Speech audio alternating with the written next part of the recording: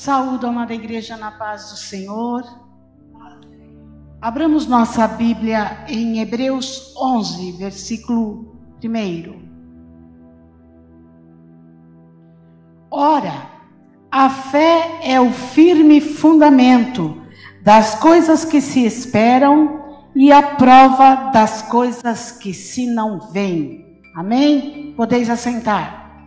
Vamos falar um pouco sobre a natureza da fé.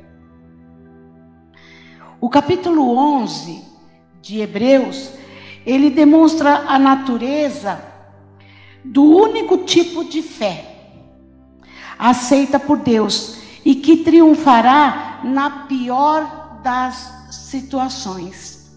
Então nós vamos ficar dentro, fica com a sua Bíblia aberta, nós vamos ficar só dentro desse capítulo e nós vamos ver as maravilhas do Senhor só neste capítulo. A fé é o firme fundamento. Fundamento é o alicerce. Se o alicerce não está firme, tudo cai. Tudo vai vento contrário. Mas quando estamos alicerçados, firmes, e aqui nós estamos falando de fé, a fé, ela não deveria oscilar. Nós deveríamos permanecer firmes desde o princípio que aceitamos Jesus como nosso Senhor e como nosso Salvador. Quando aceitamos Jesus como Senhor e Salvador, nós aceitamos por fé. É por fé. Quem é que viu Jesus aqui, pessoalmente? Quem é que viu os passos dele andando? Quem viu ele fazendo milagre visível? Nós não vimos, mas nós temos certeza que ele veio, que ele operou, que ele salvou, que ele transformou, que ele era filho de Deus, que ele deixou a glória, que ele veio à terra, que ele veio como homem e que ele foi à morte de cruz, ao terceiro dia ressuscitou e garantiu-nos a certeza de que estaríamos conosco todos os dias da nossa vida. E não há dia que o Senhor nos deixe. Somos nós que afastamos dele. Se nós afastamos dele e ele não nos deixa, ele continua lá. Ele continua no mesmo lugar. Então hoje, nós vamos ver essa fé que crê nas realidades espirituais. Fé que leva à justiça. Versículo 4. Pela fé, Abel ofereceu a Deus maior sacrifício do que Caim, pelo qual alcançou o testemunho do que era justo, dando Deus testemunho dos seus dons, e por ela, depois de morto, ainda fala. Olha, fé que leva à justiça. Deus pesou o coração de Abel tanto quanto pesou o coração de Caim, e ele achou justiça nas obras de Abel e não achou justiça na obra de Caim. Então nós temos que aprender com Abel a saber a medida de agradar a Deus por nossos dons e atos de justiça. Às vezes falhamos, e nós vemos como uma comunidade que somos e andamos junto e caminhamos juntas, quando nós falhamos na justiça, nós deixamos de dar a alguém o que é direito desse alguém. Justiça é dar a outrem o que lhe é devido. E muitas vezes nós falhamos de dar a alguém. É direito dela, é direito dele receber. Mas eu não vou abrir a porta. Eu não vou deixar, porque isso pode comprometer uma perda para mim, ou para alguém, ou para o reino, não sei. Então, nós temos que aprender com a lição de Abel. Ah, mas Abel foi morto. Sim, ele foi morto. O irmão enciumado matou. Porém, o sangue dele na terra falou com o Pai. Falou com o Criador. Não importa o que passamos ou que iremos passar. Se há morte, não há problema, porque se estamos em Cristo, estamos seguros. Amém? Fé que busca a Deus, versículo 6. Ora, sem fé é impossível agradar-lhe, porque é necessário que aquele que se aproxima de Deus creia que Ele existe e que é galardoador dos que o buscam. Sem fé é impossível agradar a Deus. Quando fazíamos a oração para os enfermos, cada uma fez o seu pedido e Rose foi com a mente ativa, né? Ela foi lembrando de uma necessidade atrás da outra. E eu pensei, Senhor, quantas variedades de situações e que o Senhor precisa trabalhar. Mas Ele é Deus. Ele pode, Ele vai abrir a porta para a venda da propriedade. Ele vai curar o pastor, Ele vai dar bálsamo, Deus vai dar consolo ao que perdeu o seu filho. Deus vai agir na tua causa, Deus vai agir na vida, porque, irmãos, se nós oramos para que Deus mude a vida deste jovem que tentou suicídio, é que nós professamos por fé que nós vamos ver ele com o nome escrito no livro da vida, transformado, saindo dessa situação. Se Deus permitiu vida a ele, depois dele mesmo ter tentado contra a própria vida, Deus tem propósito. Se a oração, se o pedido chegou na casa da oração, é porque tem resposta favorável de Deus. Ainda que seja para salvar e levar. Porque Deus é Deus grandioso, poderoso em amor. Ninguém mede o amor dele, ninguém pode mensurar. Fé que obedece os seus mandamentos.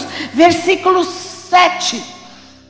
Pela fé, Noé, divinamente avisado das coisas que não se viam, temeu, e para a salvação da sua família, preparou a arca, pela qual condenou o mundo e foi feito herdeiro da justiça, que é segundo a fé.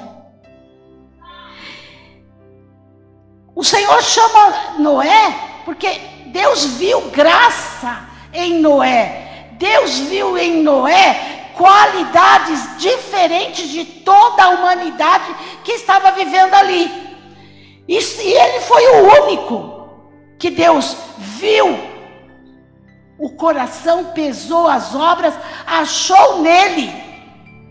E Deus não nega a essência dele. Deus não nega a essência dele. Deus não destruiria um justo no meio de 99,99 mais um pouquinho. Só tinha um justo. Por que Deus não destruiu todos? Olha, mas só sobrou um. Fere a essência dele. Fere a essência dele. Por um justo, por causa de um justo, Deus Deus cria, Ele cria a arca, Ele dá ordens a Ele faz o diferencial, por amor a você, Deus muda a tua história, Deus muda o teu contorno, Deus muda a tua cidade, Deus muda a tua igreja, Deus muda o teu marido, Deus muda o teu filho, Deus muda o teu chefe, Deus muda.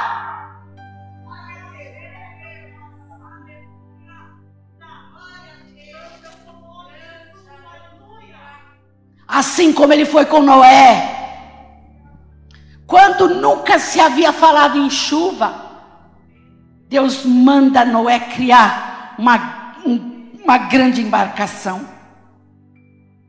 Hoje, a arca da salvação está aqui, esperando. Eu não sei se será hoje o último dia da última alma que há de entrar para a arca, que se chama Jesus.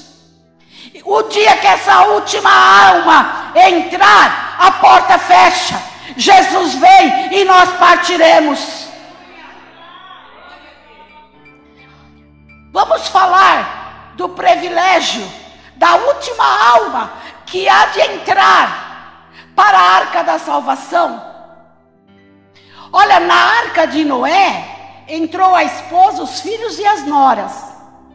Mas quando o Senhor permeou os corações, Ele só achou justo quem? Noé. E nós não sabemos de onde virá essa última alma. E por que Jesus espera tanto quando nós almejamos até partir? Porque nós almejamos. O amor dele excede todo o nosso entendimento e a nossa razão. Que amor é esse? Amor de um Deus que se renunciou e disse que não deixaria ninguém fora daqueles que o quisessem. Como Ele tem a presciência, Ele sabe do amanhã. Hoje Ele já sabe do amanhã. Ele vai falar: espera um pouco, ainda tem alguém que vai chegar. Vai chegar, vai chegar, vai chegar, e chega. E aí chega a plenitude do tempo, para esse tempo nosso, e Ele nos levará. Fé que rejeita o espírito presente neste mundo mal. Versículo 13 e 14. Todos morreram na fé, sem terem recebido as promessas, mas vendo-as de longe, crendo nelas e abraçando-as, confessaram que eram estrangeiros e peregrinos na terra. Porque os que isso dizem claramente mostram que buscam uma pátria. Os que morreram antes de Jesus chegar, morreram esperando o Messias chegar. O Messias vai vir, porque foi prenunciado que Deus mandaria para o povo de Israel. E eles ficaram aguardando. Passaram-se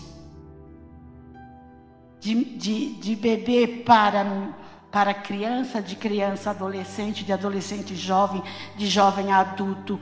Depois veio a maturidade, veio a velhice, foi findando. Mas o Messias vem.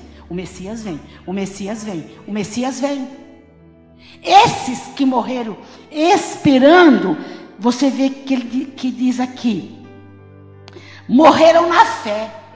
Eles morreram na fé da esperança que o Messias viria. E o Messias veio, ele não viu, mas depois ele viu. Porque depois, quando Jesus vai à morte de cruz, diz que Jesus desceu. Quando ele ressuscitou, ele desceu ao lugar mais baixo. Ele foi lá onde estava cativo.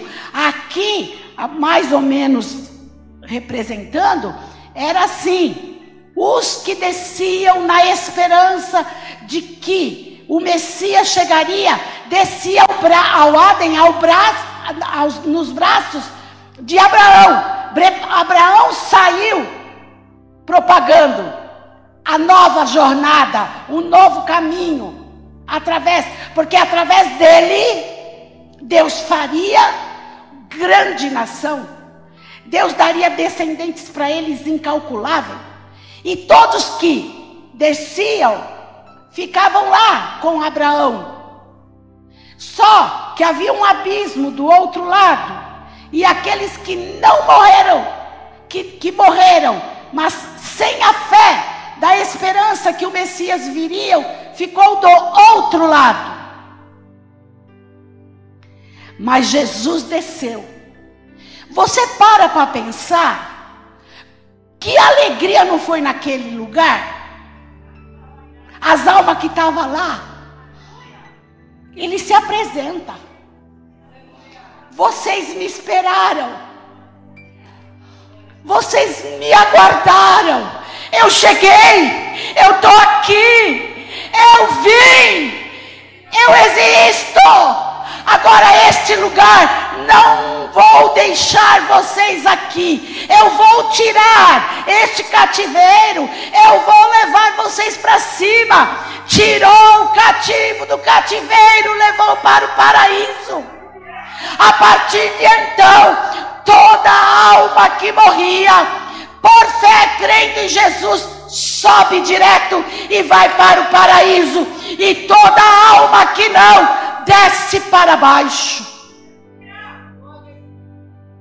Oh, maravilha de Deus! Nós somos almas que vamos subir para cima. Não perca tempo, minha irmã e meu irmão. Qualquer sentimento que você tenha que possa impedir você de subir, corrija agora, muda agora. Ainda há tempo. A arca está aberta por fé. Fé que abençoa a geração seguinte. 21, versículo 21. Pela fé, Jacó, próximo da morte, abençoou cada um dos filhos de José e adorou encostado à ponta do seu bordão.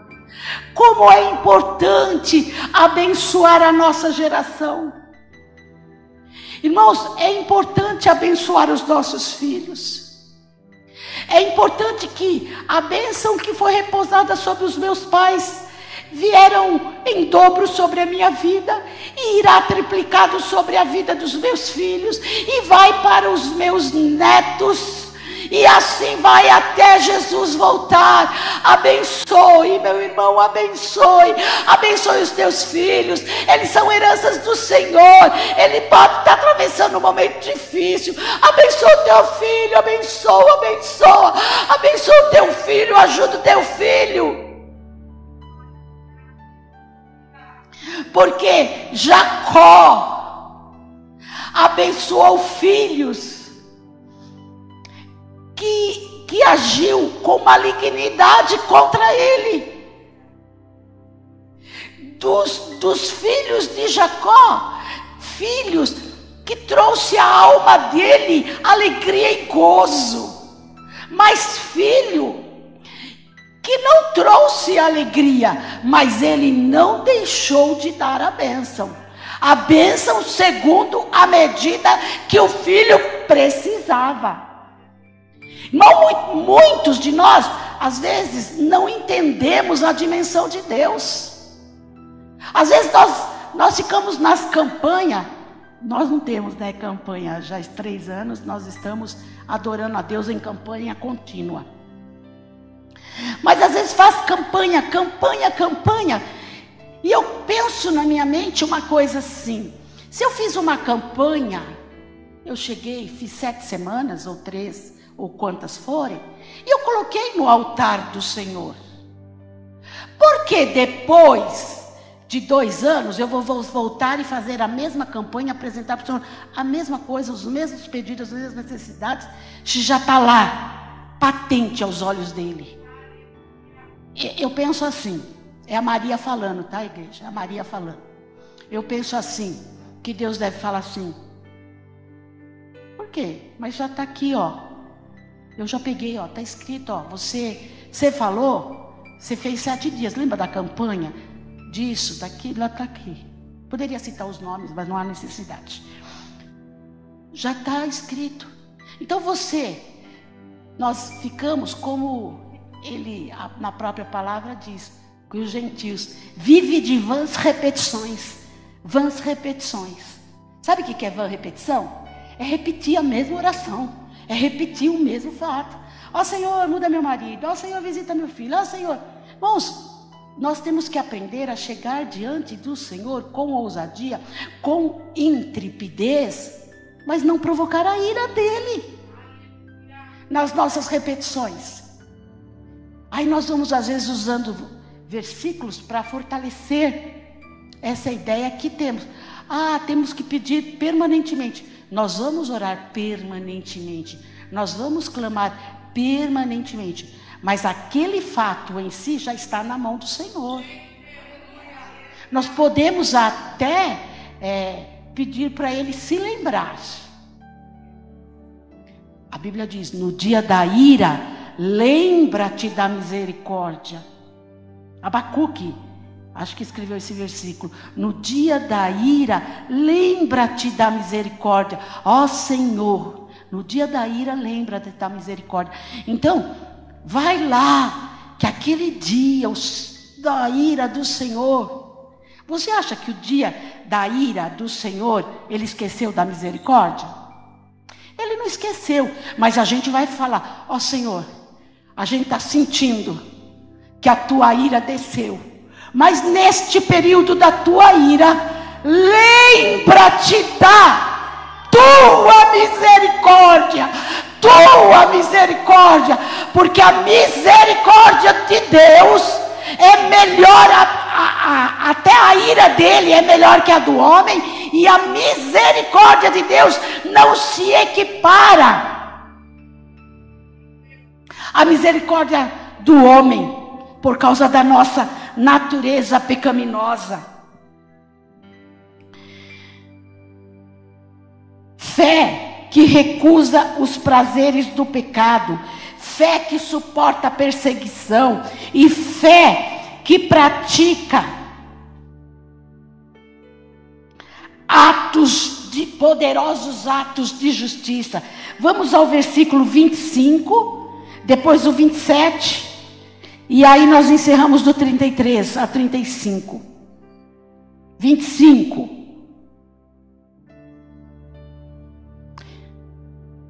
Escolhendo antes, vamos pegar do 24 para entender. Pela fé, Moisés, sendo já grande, recusou ser chamado filho da filha de Faraó, escolhendo antes ser maltratado com o povo de Deus, do que por um pouco de tempo ter o gozo do pecado. 27. Pela fé deixou o Egito, não temendo a ira do rei, porque ficou firme como vendo o invisível. Moisés, ele permaneceu firme. Ele poderia, olha, eu sou filho da filha do Faraó. Possivelmente serei um faraó. Mas ele renunciou este cargo. Ele escolheu ser maltratado junto com o povo dele. Diz que o sangue fala, e é verdade, né? O sangue fala. Diz que quem puxa os seus não se degenera. Então quem é degenerado, o outro é degeneradinho, né? Mas quem puxa os seus não se degenera. Mas em Cristo nós quebramos esse provérbio. Se o pai era degenerado, os filhos não serão, né? São provérbios. E a fé que praticaram justiça. Quem escreveu o livro de Hebreus, ele supõe-se ser Paulo, mas não tem, o apóstolo Paulo não tem nada por escrito dizendo que assim era. Olha, os quais, 33, os quais pela fé venceram reinos, praticaram a justiça, alcançaram promessas, fecharam a boca dos leões, apagaram a força do fogo. Quem pode apagar a força do fogo?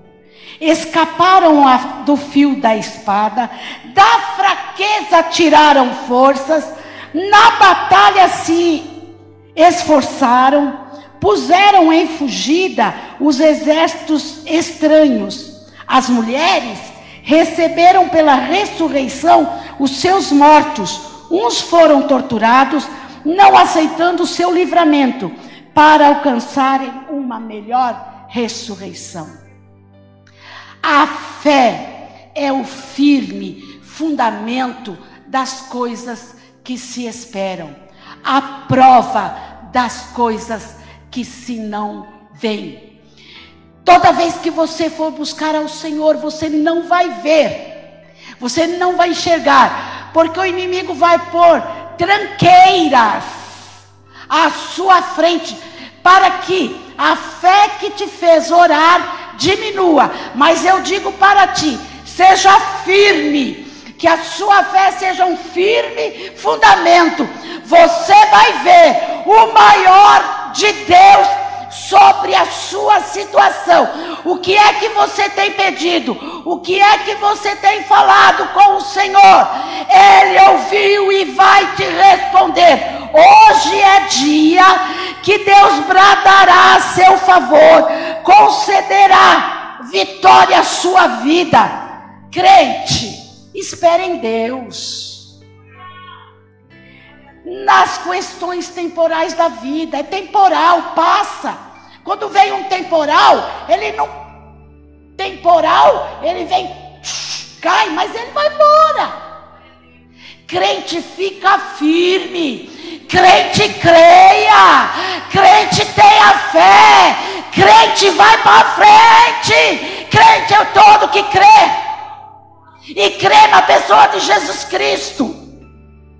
Os olhos do Senhor estão sobre ti. As mãos do Senhor não demorará em te abençoar.